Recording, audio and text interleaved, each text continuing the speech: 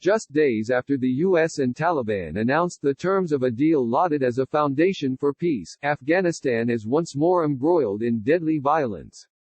On Wednesday, the U.S. carried out its first airstrike on the Islamist militant group since announcing the agreement. A U.S. military spokesman said the defensive strike in Helmand province was aimed at disrupting Taliban fighters who were actively attacking an Afghan security checkpoint. Taliban leadership promised the international community they would reduce violence and not increase attacks, Colonel Sonny Leggett of the U.S. forces in Afghanistan said in a series of tweets, noting that Tuesday alone saw the militant group launch 43 attacks on checkpoints across Helmand. We call on the Taliban to stop needless attacks and uphold their commitments. As we have demonstrated, we will defend our partners when required. In a span of just 24 hours, a wave of Taliban assaults has left civilians and security forces dead in more than a dozen provinces, according to a spokesman for the Afghan Ministry of Interior. Local media report that at least 16 Afghan soldiers were killed in an attack in the province of Kunduz. Amid the Taliban offensive, President Trump spoke on the phone Tuesday with the group's chief negotiator, Mullah Abdul Ghani Baradar, making history with what is thought to be the first direct call between a president and a top Taliban official since the U.S. invaded Afghanistan nearly 2 decades ago. We had a good conversation. We've agreed there's no violence. We don't want violence, Trump told journalists Tuesday after the Taliban publicized the call. We'll see what happens. They're dealing with Afghanistan, but we'll see what happens.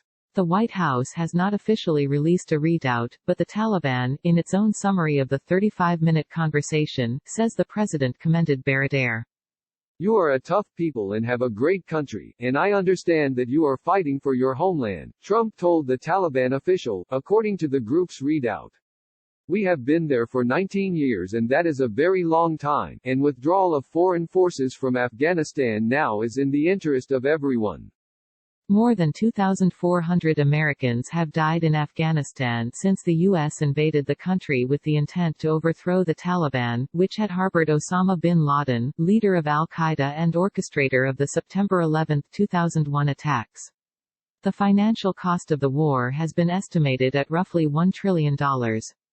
Now, the Trump administration is seeking an exit from the longest war in U.S. history. The deal announced Saturday lays the groundwork for the withdrawal of all American troops and supporting personnel within 14 months, beginning with a 135-day window to reduce its troop levels in Afghanistan to 8,600. U.S. officials, though, have insisted that the drawdown is conditioned on the Taliban's commitment to severing ties with, and preventing operations by, other insurgents, such as al-Qaeda and the Islamic State. And Leggett, the U.S. forces spokesman, said Wednesday that American troops have the responsibility of defending their partners in the Afghan security forces. Taliban fighters appear intent on squandering this opportunity and ignoring the will of the people for peace, Leggett added. Other signs of trouble for the deal have surfaced in the capital, Kabul, where Afghan President Ashraf Ghani earlier this week rejected the timeline of another key element of the agreement, a prisoner swap that includes the release of up to 5,000 Taliban fighters in exchange for up to 1,000 Afghan security forces. It can be part of the negotiations, Ghani told a news conference Sunday, but it cannot be a precondition. International observers, including the United Nations, have called for the Taliban to halt its offensive and resume the reduction in violence deal that lapsed late last month.